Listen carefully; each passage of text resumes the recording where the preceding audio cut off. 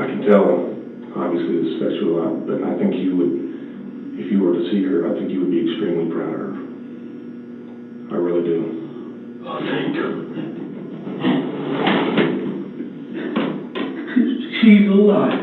Yes, she's alive. She's alive. She's alive. Let me tell you, she is a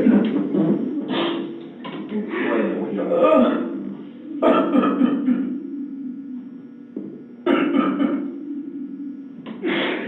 Oh, God.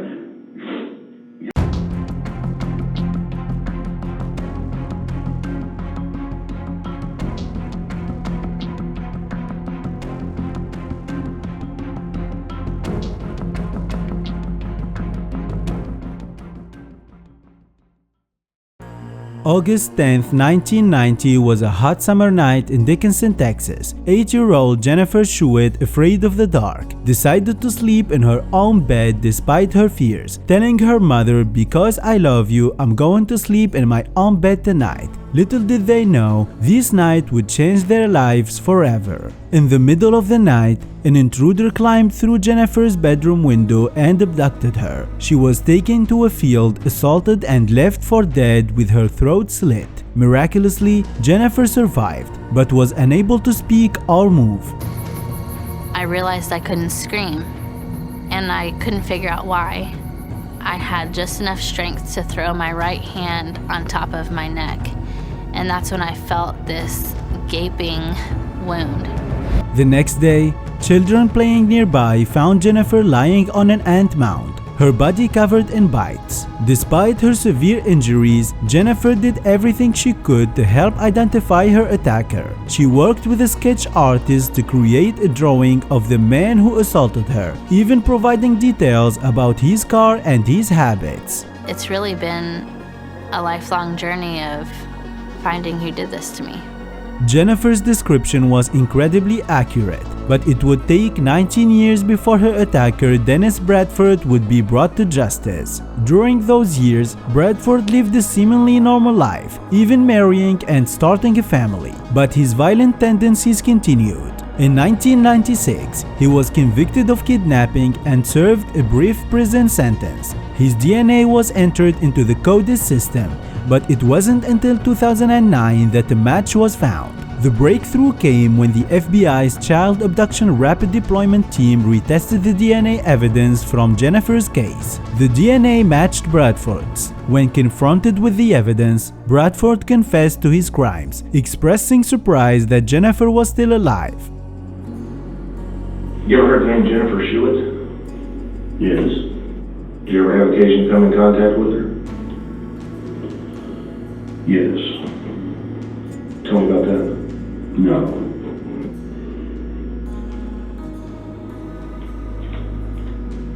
My whole life for the past 20 years has been utterly and completely up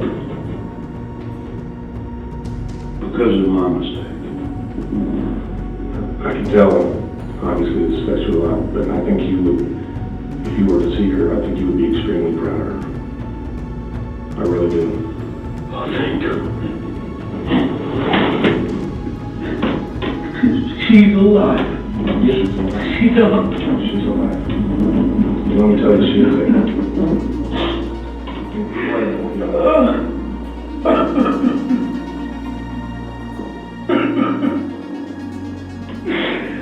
Oh, God.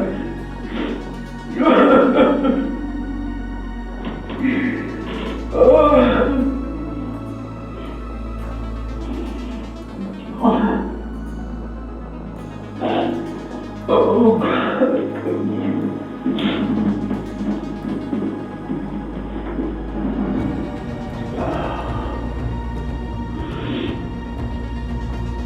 Well, you have no idea how hard I have prayed for that. I'm a firm believer of Christ, but I had no idea.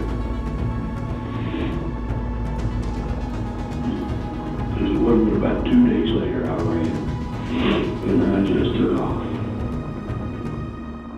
Jennifer's journey didn't end with Bradford's arrest. In 2010, while awaiting trial, Dennis Bradford took his own life in his jail cell, ending his story but not the impact he had on Jennifer. She read her victim impact statement at his grave, showing the world her incredible strength and determination. Jennifer has since become a beacon of hope for other survivors, using her story to advocate for justice and support. Let's take a closer look at the night of Jennifer's abduction. It was a typical summer night, and Jennifer had just gone to bed after a reassuring conversation with her mother. Hours later, an unknown assailant entered their home through a window. Jennifer was forcibly taken from her bed and carried to a remote field. The assailant's brutal attack left her with a severed throat, unable to call for help or even move. And then he held a knife to my throat and said, "Am I scaring you, little girl? Am I scaring you?" And then he choked me as hard as he could.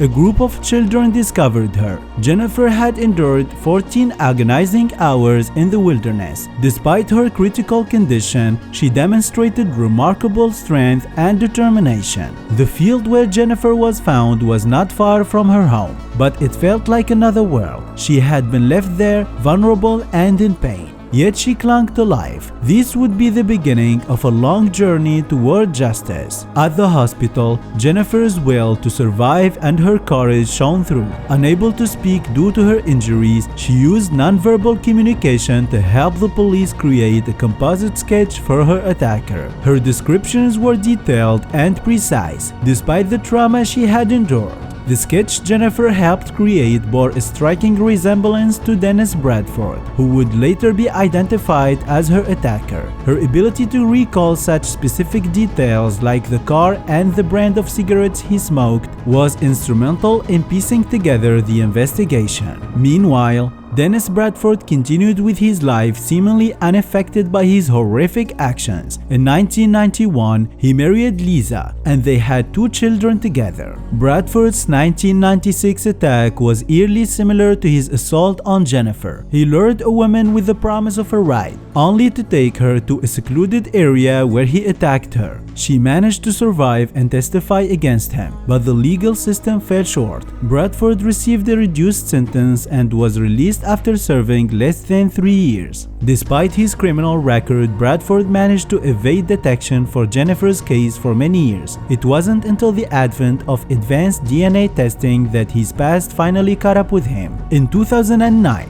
the FBI team retested the DNA evidence from Jennifer's case. The new techniques allowed them to isolate DNA from a single human cell, leading to a match with Bradford's sample in the coded system. The breakthrough was a testament to the advancements in forensic science and the dedication of law enforcement. This case was unique because Jennifer survived such a traumatic ordeal. Her determination and the advancements in DNA technology were crucial in solving this case. After Bradford's arrest, Jennifer's story has inspired many, and she has become an advocate for other survivors, using her voice to bring attention to unsolved cases and the importance of perseverance. Jennifer's advocacy work has taken her across the country, where she shares her story and supports others who have experienced similar traumas. Jennifer has found happiness with her husband, Jonathan Martinez, and their 2 children. Her story is a testament to the human spirit's resilience and the relentless pursuit of justice. If you found this story as inspiring as we did, please like, subscribe, and turn on notifications for more true crime stories. Stay safe, and we'll see you in the next video.